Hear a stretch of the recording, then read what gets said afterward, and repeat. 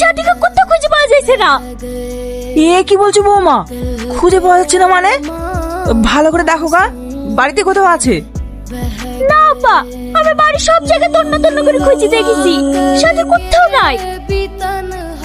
ও আবার কোথায় গেল? একটু আগে তো ঘরে ছিল। মা, এটা আন্টি রুমে ছিল।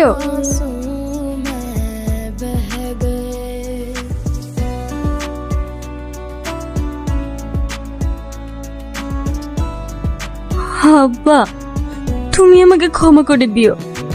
তোমার পছন্দের ছেলেকে আমি বিয়ে করতে পারবো না। এই বিয়েতে আমার কোনো মত ছিল না, তাই আমি পালিয়ে আসতে বাধ্য হয়েছি।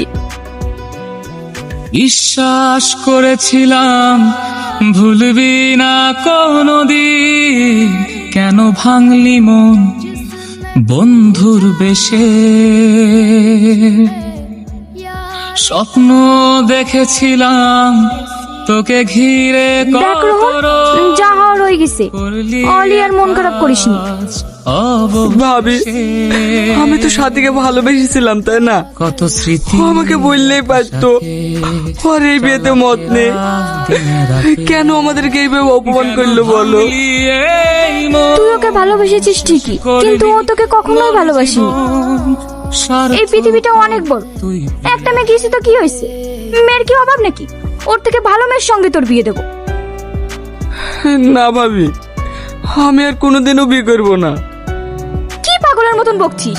একটা মেয়ের জন্য তুই কোনোদিনও বিয়ে করবি না? তোর ভাইকে বলেছি তোর জন্য ভালো একটা মেয়ে দেখতে।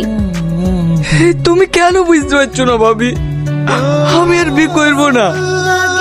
আমি সাথীকে অনেক ভালোবেসে ফেলেছি। জীবন কোনোদিন কারোর জন্য থেমে থাকে না, তুই আর অমত করিসনি।